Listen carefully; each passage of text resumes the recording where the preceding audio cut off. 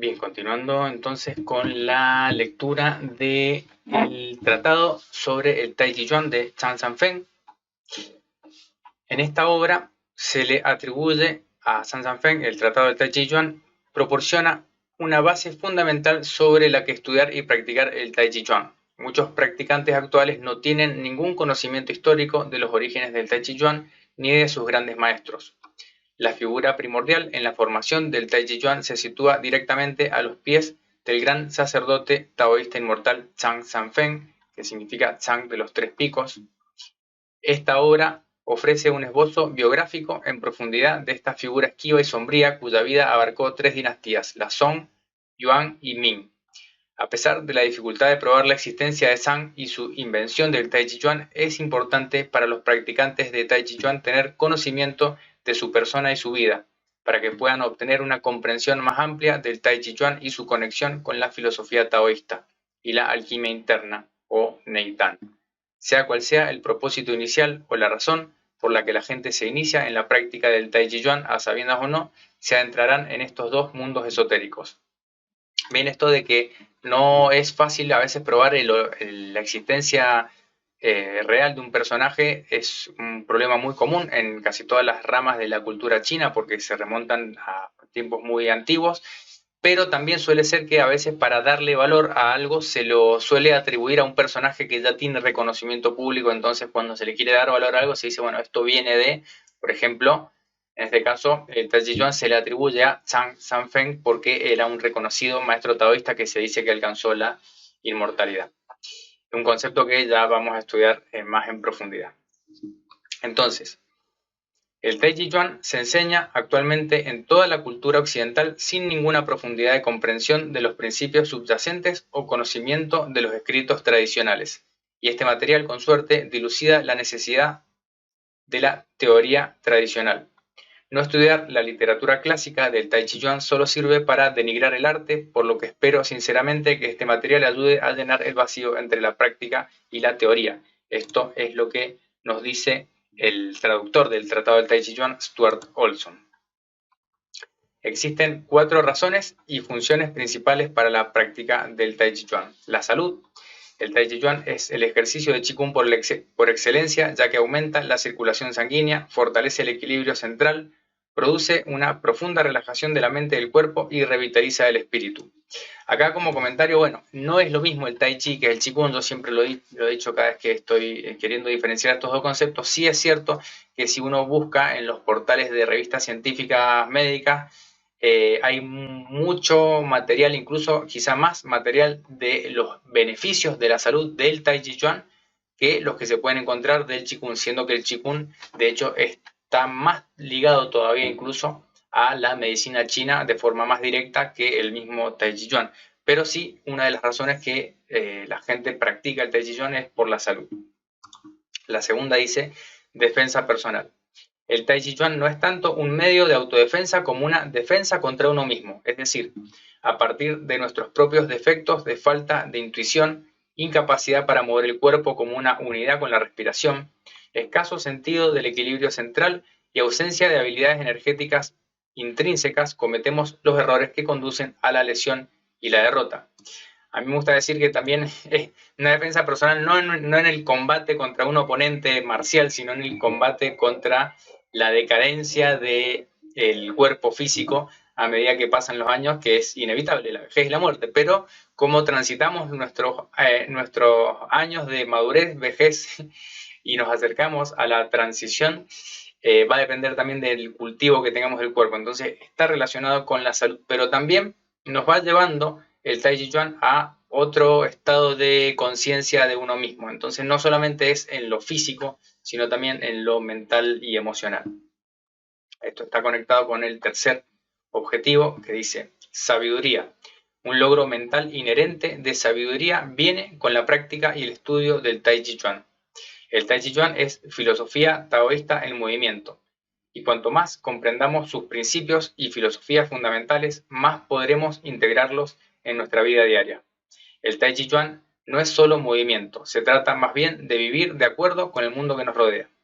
Esa sería una de las máximas del taoísmo, es la adaptabilidad a la naturaleza, a las leyes o principios de la naturaleza, es decir, cómo respondemos frente a las circunstancias externas de forma flexible, entendiendo el Taiji, que simboliza Taiji, es el gráfico de Yin y Yang, el gran fundamento, es este equilibrio de los opuestos complementarios. Y por último, dice la inmortalidad. El Taiji Chuan es alquimia interna, el desarrollo de Qin, esencia regenerativa, Qi, energía vital, y Shen, espíritu.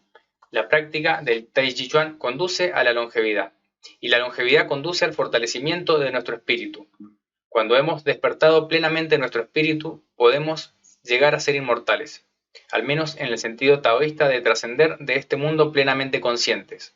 Como comentó mi maestro, ningún maestro de Taiji Chuan vale su sal, a menos que pueda explicar e interpretar el significado de estas 4 funciones en cada verso de la literatura clásica del Taiji Chuan. Esto significa que para dominar el Taiji Chuan, un practicante no solo debe comprender a fondo la importancia de cada una de estas 4 funciones, sino también practicar de acuerdo con los objetivos de cada una de ellas. No basta con practicar Taiji Chuan por salud, ya que las habilidades y objetivos de autodefensa, sabiduría e inmortalidad son igualmente primordiales para el dominio de este arte de autocultivo. Acá inmortalidad es inmortalidad del espíritu, así como en otras tradiciones más que nada asociadas con figuras religiosas se dice que hay figuras que posterior a su muerte conservaron estos santos y budas, por ejemplo, su espíritu intacto y podían seguir manifestándose al resto de los mortales. En la tradición taoísta, el concepto de inmortalidad tiene que ver con eso, con liberar el espíritu después de la muerte del cuerpo físico, pero mantener la integridad de la conciencia y continuar evolucionando en este estado. Entonces, en la literatura taoísta y la cultura taoísta se habla de los inmortales, que son las personas que alcanzaron este estado.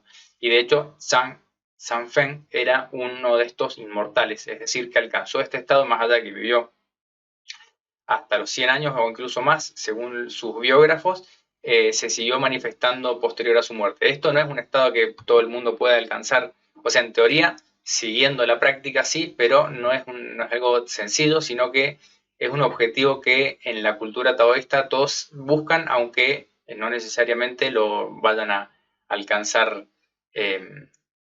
No está garantizado, por así decirlo. Bien, bueno, siguiendo entonces, dice, el Tratado del Taiji Chuan es el texto más importante de toda la literatura del Taiji Chuan. Es uno de los 3 textos principales, siendo los otros 2 la elucidación mental de las 13 operaciones cinéticas y el clásico del Taiji Chuan, ambos atribuidos a Wang Chongyue en algunas escuelas de Taiji Chuan, mientras que otros los atribuyen al propio Chang Sanfen. También habíamos mencionado antes el desarrollo del Qin, la esencia que nutre el Qi, la energía vital, y esto nutre el espíritu. Entonces siempre también está esta idea de que los objetivos espirituales, en este caso se pone el concepto de inmortalidad, pero también está la sabiduría previa también, necesitan como requisito, como se decía, la longevidad, la salud y la longevidad son requisitos necesarios para el fortalecimiento del espíritu. Entonces, está como uno de los objetivos más a largo plazo, tiene que ver con esta dimensión espiritual. Siguiendo con la lectura, dice, más allá de estos 3 textos primarios, hay 12 obras menores atribuidas a diversos maestros del arte. Y bueno, todos estos están presentados y también recopilados en las transcripciones de la familia Yang, que es uno de los estilos o familias del Tai Chi más populares. El Tratado de Taiji Chuan es el primer texto numerado, lo que demuestra su gran importancia para la familia Yang.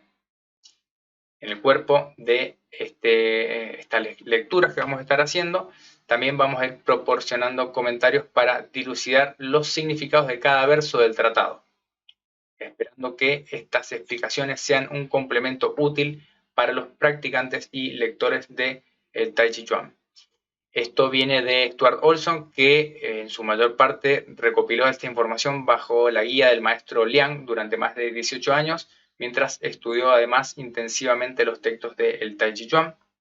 Y bueno, la idea es que esto sirva a la comunidad del Taiji Chuan y a los practicantes individuales y que estimule un renovado interés en el estudio de la filosofía y la práctica del Taiji Chuan. Yo particularmente quiero llevar esto también a las personas, a los practicantes de habla hispana, para que puedan incorporar un poco también de teoría a su práctica y puedan profundizar más sobre lo que están realizando. Así que hasta acá con esta lectura y seguimos en comunicación hasta la siguiente. Si les interesa la práctica del Tai Chi Chuan, estoy dando formación online estilo Yang.